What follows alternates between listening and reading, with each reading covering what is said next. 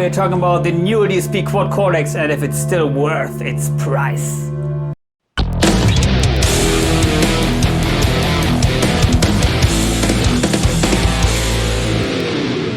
The new DSP Quad Cortex is one of the most powerful units on the market as far as modeling guitar tones goes. And nowadays people seem to ask quite often if it's worth its price, especially compared to the more budget-friendly units which are also available and offer great quality nowadays. So I decided to make a video to talk about my impression about that unit. As you may know, I own a lot of these modeling units, especially also the higher price units like the AxeFx, the Fractal Audio FM9, and also the Kemper, and also the AxeFx II, AxeFx I, the older units, and also some of the cheaper units like the Valeton. And I offer preset packs for all of these units. So of course I have to plug myself. If you would like to get one preset pack or more preset packs, then please contact me in Facebook, Instagram, or some shit. Links are in the description below. Then you get the best high-end tones out of your unit. Yeah, but yeah, it's the Quad Cortex worth its price. So let me open the editor for you. It's here, and that is one point which I like to mention first. By the way, I have my Jackson JS32 King V here, great guitar, playing into my Quad Cortex, of course. And as you can see, we have now finally the PC editor. That is really nice, and that is the first point which I would like to mention. The unit improved a lot since it came out, I think 3 years ago. As it came out 3 years ago, to be honest, I was not that impressed. But that was also the case with the Kemper and also other units which were new on the market. For example, the AxeFx II, the Kemper, anything. These units, they improved a lot over the years due to the fact that there were a lot of software updates provided by the manufacturer, which is great. So, and that was also the case, of course, with the newer DSP Quad Cortex. It was kind of disappointing at first because the unit didn't come with, when it came out, it didn't come with a lot of effects, a lot of amps. You couldn't load your newer DSP plugins, which you know from your PC, maybe they sound already great. And also it didn't come with a desktop editor. It had a great touch screen, still has, I'll come to that in a second. But yeah, today the unit has this beautiful editor, which is one of the best I know from these units. To me, the best are here, the newer DSP PC editor and also the one for the Fractal products. They're kick-ass, very stable. And so it has that now. And another thing is it has built-in Wi-Fi. So it would have the physical ability to access maybe an app on your smartphone. But as far as I know, there's no app available where you can edit your presets. There is a Cortex Cloud app for uploading and downloading presets. And that is one of the downsides of this unit. You have to use this stupid Cortex Cloud app to get presets on the unit or export presets from the unit. So yeah, maybe they will in the future you will be able to export import presets with this desktop editor. At least that's what I hope.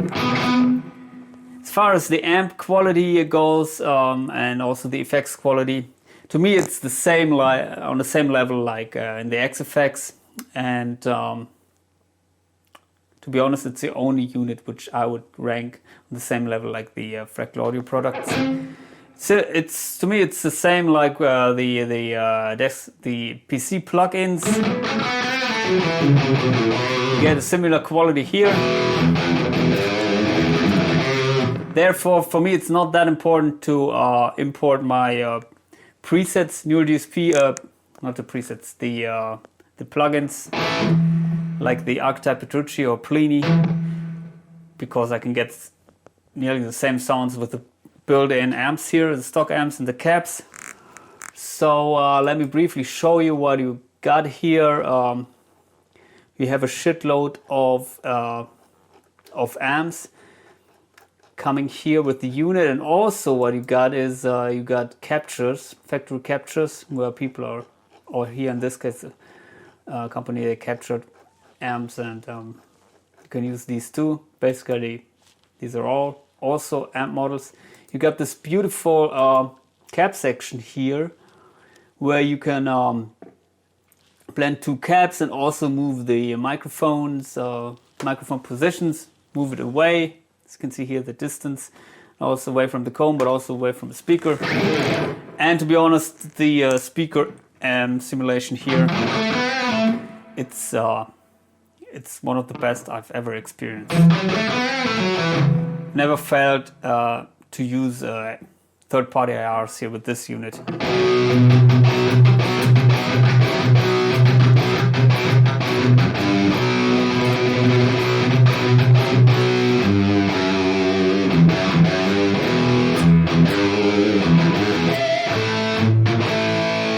Then you have other views here. For example, this is the geek view. The unit has it has 11 buttons, but at least 8 for changing the presets, or in this case, the scenes within one preset. I programmed them here, and you can assign different colors so that the foot switches will light up in the color. So my presets, which you will get from my preset pack, come with these 8 scenes each.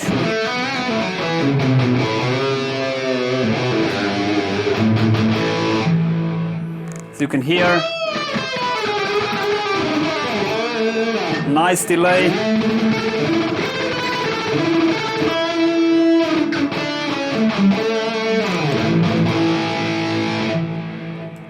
Also nice crunch tone, which is engaging the widener effect, but in this preset it's engaged in every scene because it's a stereo preset. Then you have the clean scenes here.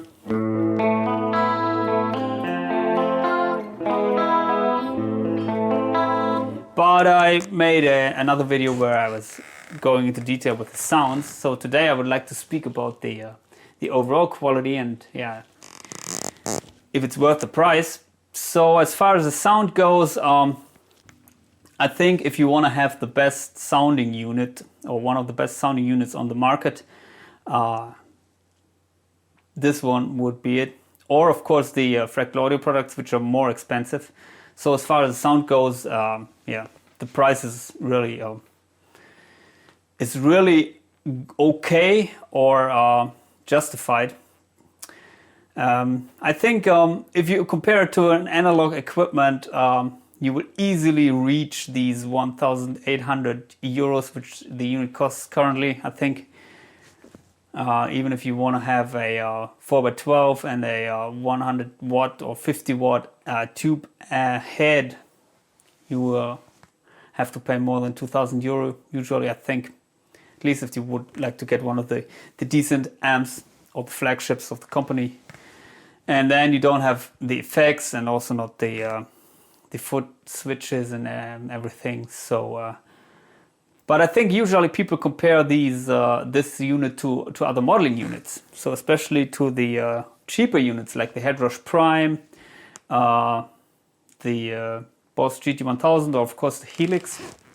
I don't own the Helix because I don't play worship, but I own the Headrush Prime. And sound-wise, I would rank this Neural DSP Quad Cortex above the other units, as I said. But the Headrush Prime is sounding also really, really nice. And Headrush Prime is a new product, so I think they will also improve over the years.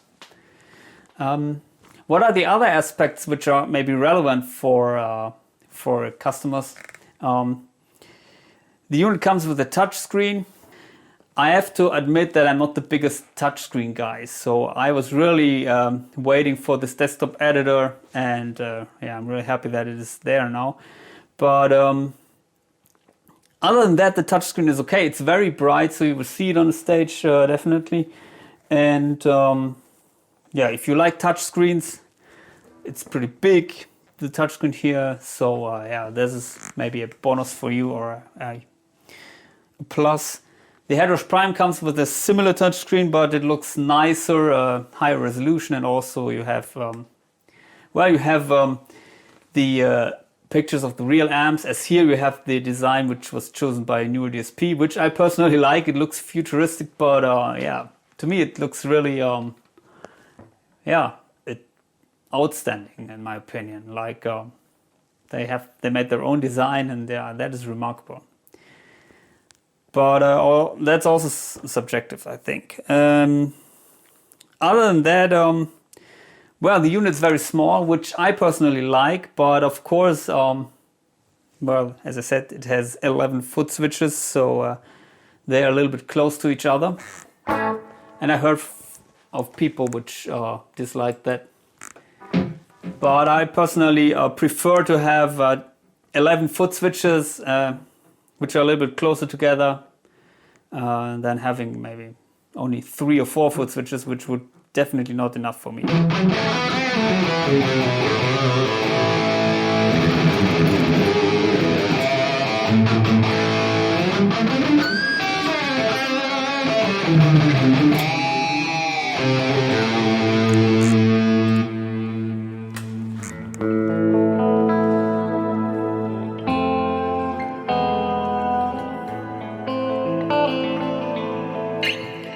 As I said, sound-wise, it's superior to most of the other units, in my opinion.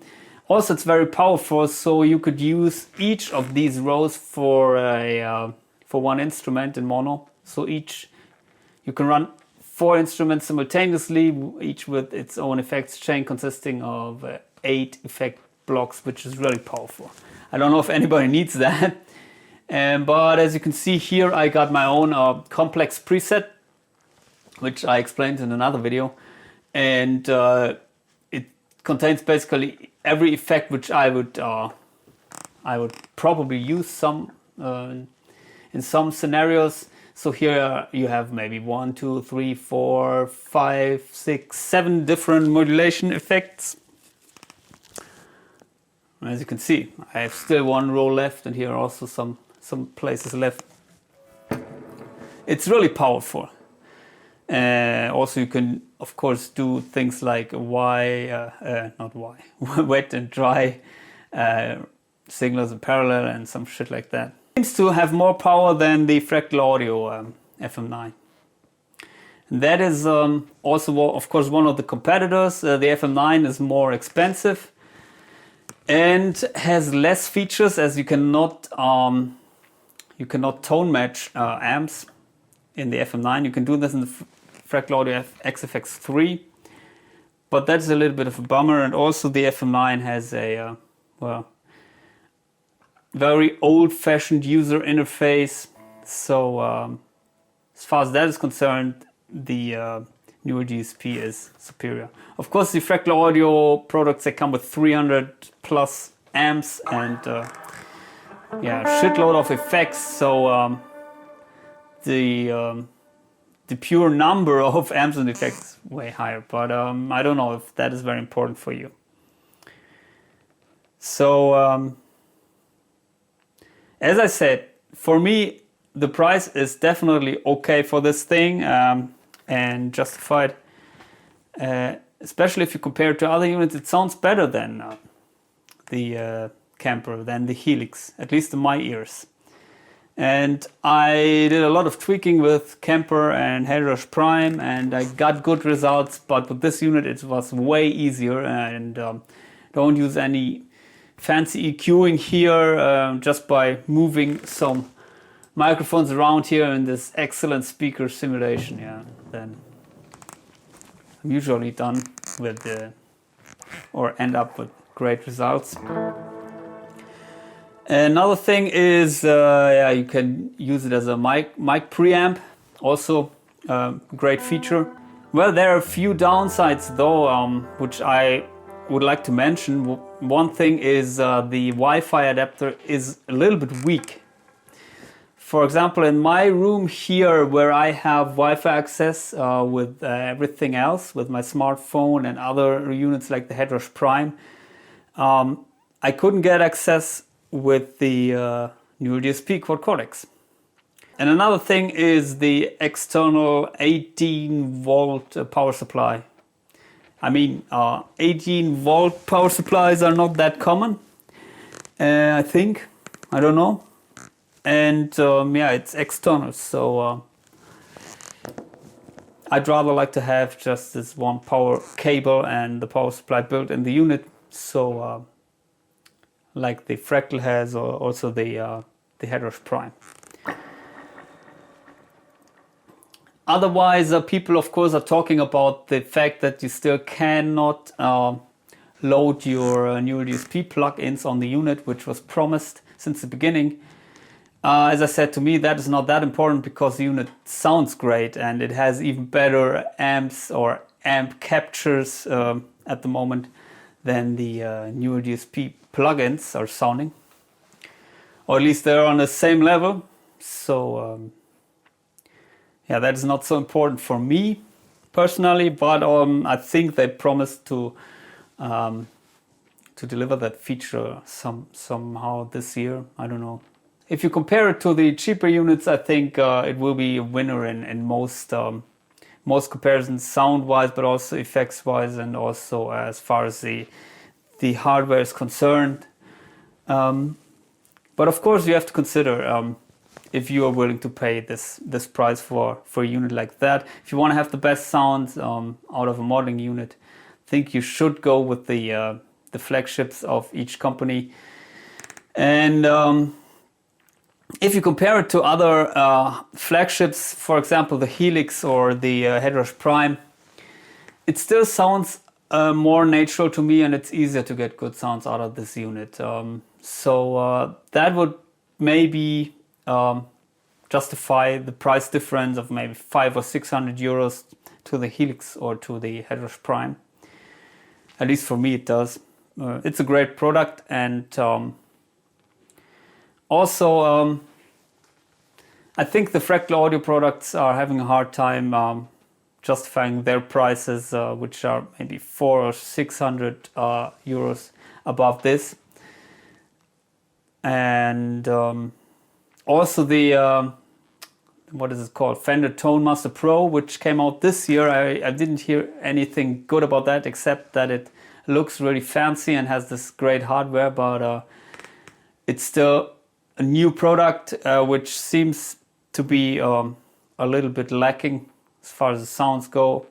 Similar to the Kemper when it came out, or also this one here. And I don't know, maybe this will be a competitor in a couple of years when they provided a couple of software updates and improved the sound quality. But at the moment, as I heard, it cannot compete with the Mooer DSP. So yeah, it's a great product, one of my favorites. And of course, as always, please consider subscribing to my channel. See you.